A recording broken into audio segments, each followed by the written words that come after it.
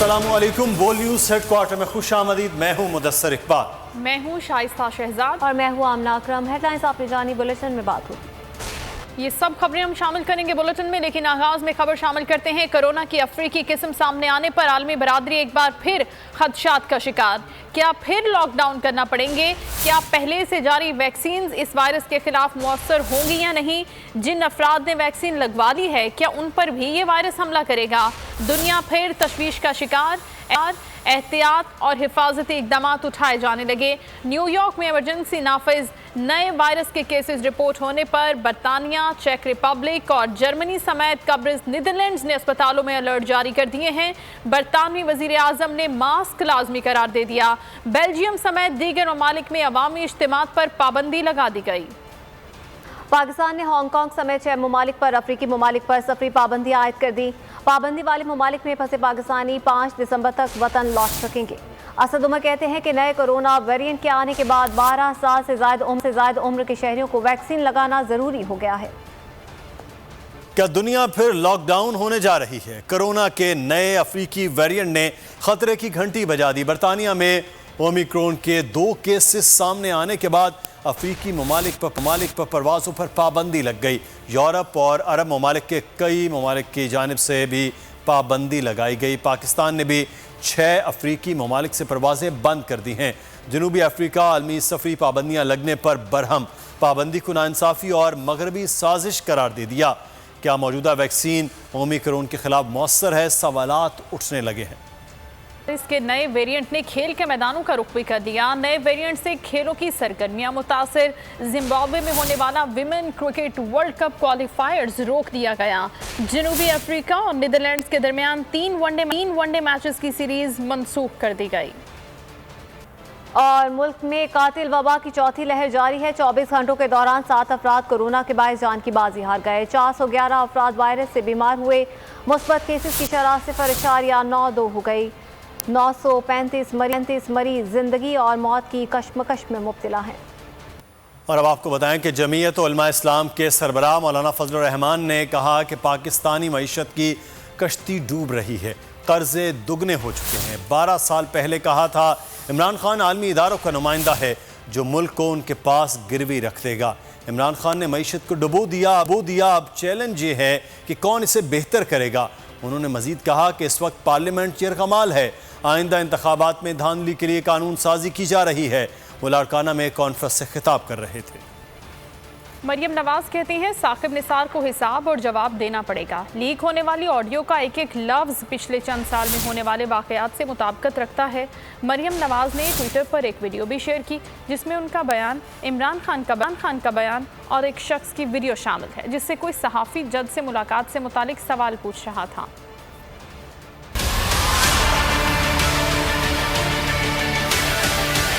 साकिब निसार की ऑडियो हकाइक से मुताबिकत रखती है। मरियम नवाज ने कई सवालात उठा दिए।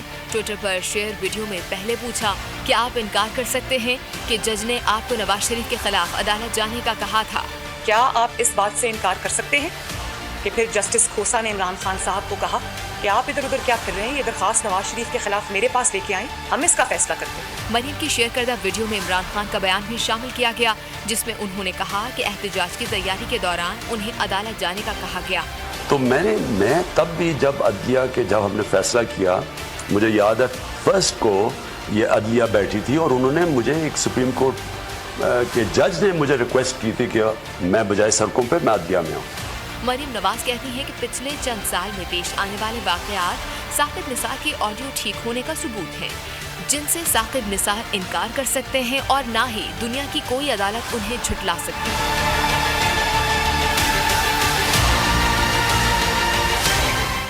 बुलेटिन में आगे देखिए, कराची में धरना होगा।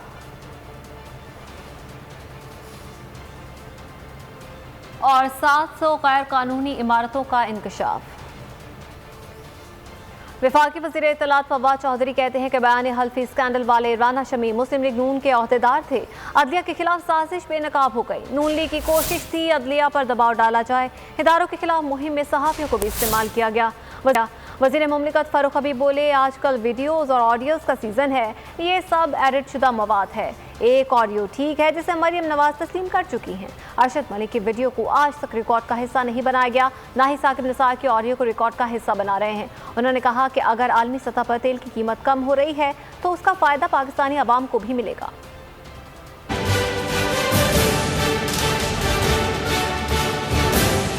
किस तरह से एक जो साजिश हुई अदलिया के खिलाफ वो बेनकाब हुई, जिसका जो कड़ी सिलसिला जो शुरू हुआ वो राना शमीम के एफिडेविट से शुरू हुआ और फिर साबिक चीफ जस्टिस साकिब निसार साहब की एक जाली ऑडियो के ज़रिए ये सारी ब्लैकमेलिंग का एक रैकेट जो था वो एक्सपोज हुआ। पूरी मुहिम हम देखते हैं कि जुडिशरी और फौज के खिलाफ चलाई गई, जिसका बुनियादी मकसद ये था कि अदलिया को और फिर फौज को दबाव में लाया जाए। वीडियोज़ ऑडियोज़ का जो ज़माना आया हुआ है, जो सीज़न आया हुआ है, ये वो एडिटेड शुदा जाली जो है वो वीडियोज़ हैं जिनके अंदर मैं समझता हूँ कि किसी किस्म की कोई हकीकत नहीं है। लेकिन एक ऑडियो, जिस ऑडियो को उस ऑडियो वाली खातून जो मरियम सफदर हैं उन्होंने तस्लीम किया है, जिसके ज़रिए मीडिया के ऊपर पाबंदियाँ लगाई जा रही थी, जिसके ज़रिए मीडिया का गला घोंटा जा रहा था, वो उससे नज़र आता है कि मुस्लिम लीग नून अपने दौरे हुकूमत में किस तरीके से एक फाशिस्ट हुकूमत के तौर पर काम कर रही थी।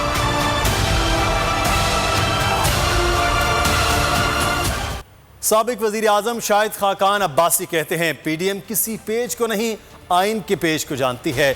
जब तक तमाम इदारे अपनी आइनी हुदूद में नहीं रहेंगे मसाइल हल नहीं होंगे। मुल्क का चीफ जस्टिस मुल्क के निज़ाम में मदाखलत करता है तो मसाइल पैदा होते हैं, इंतखाबात चोरी किए जाते हैं। जब तक आइन की पासदारी नहीं होगी महंगाई और मसाइल हल नहीं होंगे। शाहिद खाकान अब्बासी लाड़काना में जलसे से खिताब कर रहे थे। साकिब निसार की ऑडियो असली है या जाली, मामले की तहकीकात होनी चाहिए। इस्लामाबाद हाई कोर्ट में दरखास्त दायर कर दी गई। मौक़िफ़ अपनाया गया कि साबिक चीफ जस्टिस से मंसूब ऑडियो टेप से तासुर मिलता है कि अदलिया बैरूनी कुव्वतों पर प्रेशर में है। ऑडियो असली है या जाली, इस बात का तयन करना लाजमी है। अवाम का आज़ाद और गैर जानिबदार अदलिया पर एतमाद बहाल करना ज़रूरी है। दरखास्त में इस्तदा की गई है कि अच्छी शोहरत के हामिल रिटायर्ड जजेस, वकला, सहाफ़ियों और सिविल सोसाइटी के अफराद पर मुश्तमिल आज़ाद और खुद मुख्तार कमीशन तश्कील दिया जाए। कमीशन को TORs बनाकर अदलिया पर दीगर इल्ज़ामात की भी छानबीन करने की हिदायत की जाए।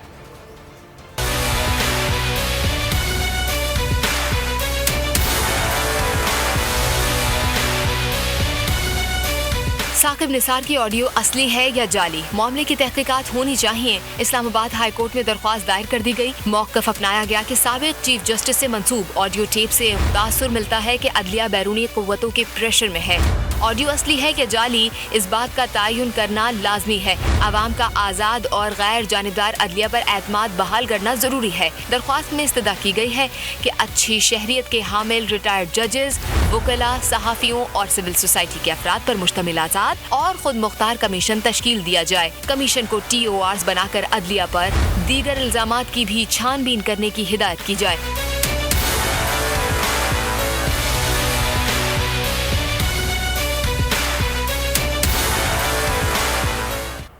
रहनुमा पीपल्स पार्टी परवेज़ अशरफ ने महंगाई पर कंट्रोल के लिए हंगामी इकदाम का मुतालबा कर दिया। कहते हैं कि अवाम अफलातून की बातें सुनकर तंग आ गए हैं। हुक्मरानों ने पहले दिन से पार्लियामान को नज़रअंदाज किया। पार्लियामान के बगैर मसाइल का हल मुमकिन नहीं। लाहौर जलसे में खिताब करते हुए कहा कि मुल्क में शिद्दत, गालम गलोच, बदतमीज़ी का ट्रेंड चल पड़ा है। लोग भूख से तंग आ गए, जुराइम बढ़ रहे हैं, मुल्क खौफनाक सूरत हाल की तरफ जा रहा है। पीपल्स पार्टी के रहनुमा का कहना था कि बहरान का हल चाहते हैं मगर हुकूमत मसाइल का हल नहीं, बहरान चाहती है। अपोजिशन को दबाने की मुख्तसर सोच से मुल्क को नुकसान होगा। उन्होंने कहा कि दुनिया में खाम तेल की कीमत 17% कम हो गई। यकीन है वज़ीर आज़म भी कीमत कम करेंगे।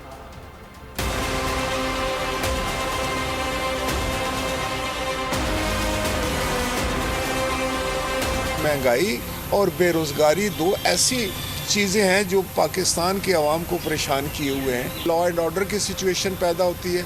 अब मुझे रिपोर्ट्स मिली हैं कि छोटे छोटे शहरों में भी डकैतियाँ हो रही हैं जहाँ पहले अमन व अमान था। जब लोग भूख से तंग आ गए हैं, बच्चों को वो रोटी नहीं दे सकते तो वो क्या करेंगे।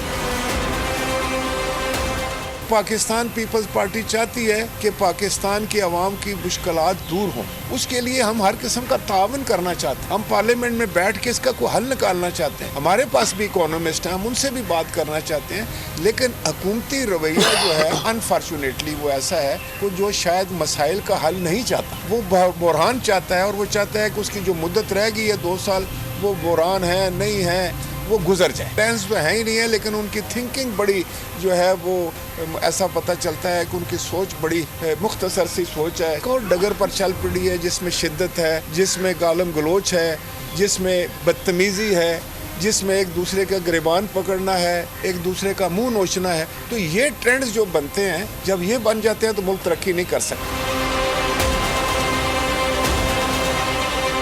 और MQM ने सिंध हुकूमत के नए बल्दियाती एक्ट को मुस्तरद कर दिया। खालिद मकबूल सिद्दीकी बोले कारकुन धरने की तैयारी करें। उन्होंने मजीद कहा इंतखाबात से मुतालिक वोटर लिस्ट की आप पर जिम्मेदारी आने वाली है।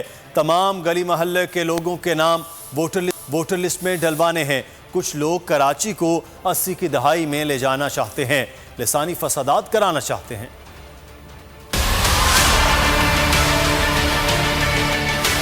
हम सिंध के शहरी इलाकों पे कब्जा करने वाला नए बल्दियाती निज़ाम को न सिर्फ रद्द करते हैं, बल्कि उसके लिए हर तरह की कोशिश, हर तरह की मज़ाहमत, हर तरह की तहरीक उसके लिए अब निकला जाएगा। जिसको भी महाजरों का इत्तेहाद अजीज है वो नारे ना लगाए, इत्तेहाद में शामिल हो जाए और इसके अलावा कोई और इत्तेहाद नहीं। जिसको आना है यहाँ आ जाए, हम कोई शर्त नहीं लगा रहे, लिहाजा जो आए वो भी कोई शर्त लगाए बगैर। जब हम हुकूमत में जा रहे थे हमारे 200 सवा 200 कारकुनान लापता थे। अल्लाह का शुक्र है आगे इस बात का यकीन है कि कम से कम सही सिमत में तो ले जा रहे हैं। हमने सूबे का नारा लगाया तो पीछे नहीं हटे हैं।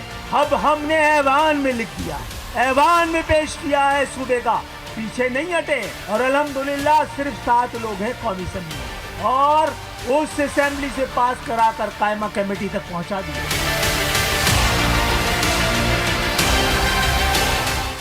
नस्ला टावर गिराने से पहले मुआवजा मिलना चाहिए। तमाम सियासी जमातें मुतालबा तो कर रही हैं, लेकिन मुआवजा देगा कौन? सूबाई वजीर सईद गनी कहते हैं कि नस्ला टावर में जिन्होंने घर लिए उनका क्या कसूर है? लाखों लोगों की छतें छीनकर इंसानी अलमिया पैदा होगा। खुरम शेर जमान कहते हैं कि मुतासिरीन को पैसा देना सिंध हुकूमत की जिम्मेदारी है। उन्होंने सिंध में 6 माह के लिए गवर्नर राज लगाने का मुतालबा भी कर दिया। फैसल सब्जवारी कहते हैं टैक्स देने वालों पर पुलिस ने तशद्दुद किया, इस पर वजीर आला और IG को जवाब देना होगा। फारूक सत्तार ने कहा कि नस्ला टावर को गिराने का फैसला इंसानी अलमिया पैदा कर रहा है। पहले तजावुजात के नाम पर लोगों को बेघर, फिर दुकानें तोड़कर रोजगार से भी महरूम कर दिया गया। सब्सक्राइब करें और बेल दबाएं ताकि कोई खबर रह न जाए।